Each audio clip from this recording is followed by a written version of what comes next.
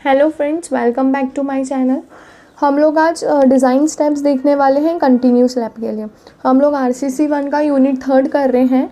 RGPV के according हमने syllabus लिया और इसके लिए आपको IS कोड लगने वाला है 456-2000। ठीक है, तो जो भी आपका क्वेश्चन दिया रहेगा कंटिन्यूस स्लैब का, तो उसमें सबसे पहली स्टेप है गिवन डाटा, यानी कि आपको डायमेंशंस दिए रहेंगे तो डायमेंशंस लिखने हैं। उसके बाद में क्लियर स्पेसिंग दी रहेगी, लाइव लोड दिया रहेगा, तो ये सारी चीज़ें आपको पहले लिख लेनी है। स्टेप 2 है आपका थिकनेस या फिर डेप्थ ऑफ स्लैब निकालना है। तो जैसे कि हम सिंपली सपोर्टेड में करते थे वैसे ही हमको इसमें भी करना है। पेज नंबर 37 पर आपको एक क्लॉज दिया है, उस क्लॉज के अकॉर्डिंग आपको वैल्यूज़ लेनी है। 2 मिनट हम देख लेते हैं।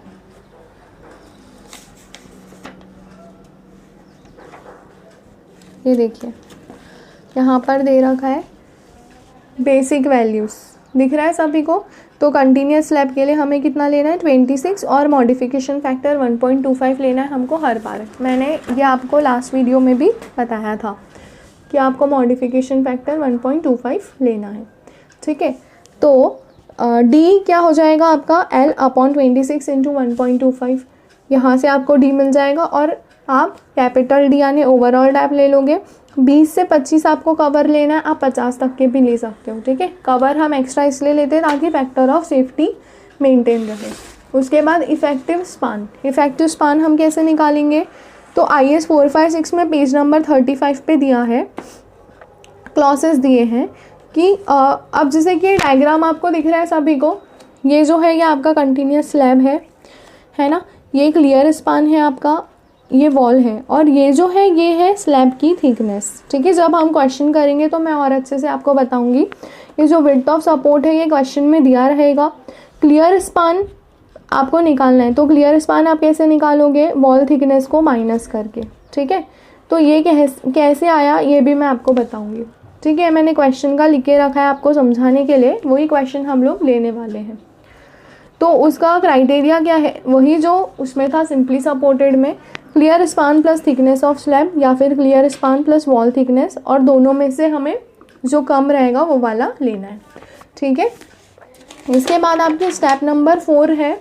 तो स्टेप नंबर 4 क्या है फ्रेंड्स, लोड कैलकुलेशन। आपको लोड कैलकुलेट करना है। तो सबसे पहला है आपका डेड लोड। तो डेड लोड क्या होता है, B × D × L × 25। उसके बाद फैक्टर ऑफ सेफ्टी निकालना है, फिनिशिंग लोड निकालना है। फिनिशिंग लोड 1 लेना है हमें, क्वेश्चन में दिया रहेगा, नहीं दिया रहेगा तो 1 kN/m लेना है।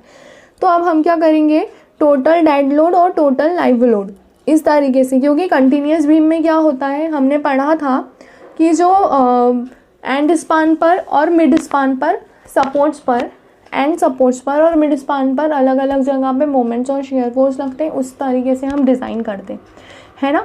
जब मैंने डेफिनेशन बताई थी फर्स्ट वीडियो में तो हमने इस चीज़ के बारे में पढ़ा था। तो हम क्या करेंगे, इन दोनों को ऐड करके हम टोटल डेड लोड निकाल लेंगे, self late plus finishing floor finish, और फिर डेड लोड हमें मिल जाएगा डिज़ाइन डेड लोड। तो वो कैसे मिलेगा, हम फैक्टर ऑफ सेफ्टी का मल्टीप्लाई कर देंगे। उसके बाद टोटल लाइव लोड, तो लाइव लोड तो आपको क्वेश्चन में दिया रहेगा, उसको भी फैक्टर ऑफ सेफ्टी से मल्टीप्लाई कर दोगे तो टोटल डिज़ाइन लाइव लोड आपको मिल जाएगा। ठीक है, अब इसके बाद में स्टेप नंबर 5। अब ये वाली जो स्टेप है ना, तो ये सिंपली सपोर्टेड में भी मैंने बोला था कि ये जो फॉर्मूलेज हैं ये आपको याद रखने।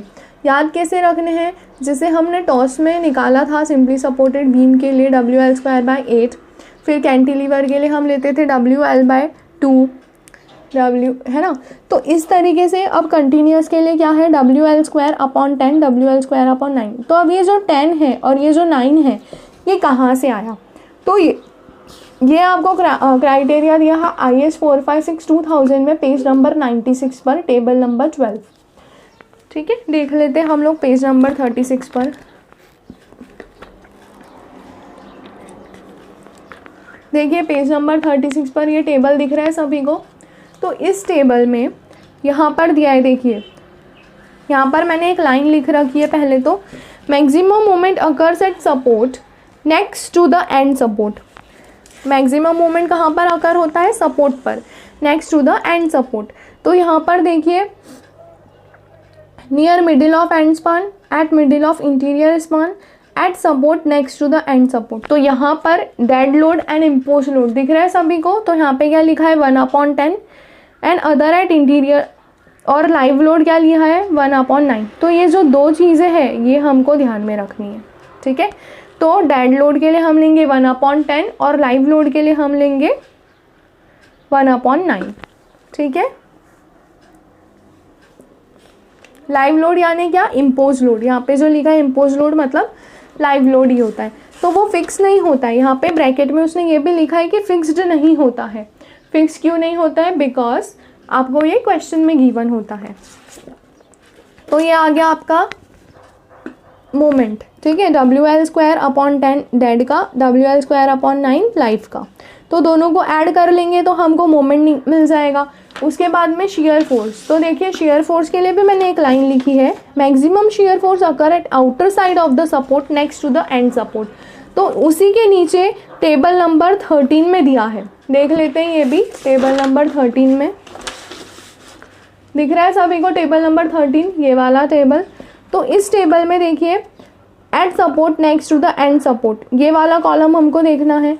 तो ये वाले कॉलम में dead load and impose load 0.6, impose load not fix 0.6। तो ये दोनों चीज़ें हमको लेनी है। क्यों, क्योंकि आउटर साइड पर लगता है कभी भी shear force. Shear force occur at outer side next to the end support. तो आउटर वाले कौन से हैं दोनों, 0.6 0.6। तो फॉर्मूला क्या बन जाएगा, तो फॉर्मूला ये बनेगा VU = 0.6 W1 मतलब डेड लोड इंटू L और 0.6 into W2 into L, W2 मतलब लाइव लोड, और दोनों को ऐड कर लेंगे तो आपको शेयर फोर्स मिल जाएगा। दिख रहा है प्रॉपर तरीके से सभी को, ठीक है। इसके बाद वाली स्टेप है आपकी लिमिटिंग मोमेंट। तो लिमिटिंग मोमेंट कैसे निकालना है, तो लिमिटिंग मोमेंट से पूरा प्रोसीजर सेम है जो हम सिंपली सपोर्टेड स्लैब के लिए करते थे। लिमिटिंग मोमेंट निकालेंगे, उसके बाद AST निकालेंगे। AST का फॉर्मूला भी मैंने आपको बताया है कौन सा यूज़ करना है। उसके बाद स्पेसिंग निकालेंगे, फिर मिनिमम रेनफोर्समेंट निकालेंगे, उसकी स्पेसिंग निकालेंगे और फिर चेक करेंगे शेयर के लिए। Am I clear. तो ये सारी स्टेप्स सेम है। अब इसके बाद हम लोग क्वेश्चन देखेंगे नेक्स्ट वीडियो में कंटिन्यूअस स्लैब पर। Okay, thank you.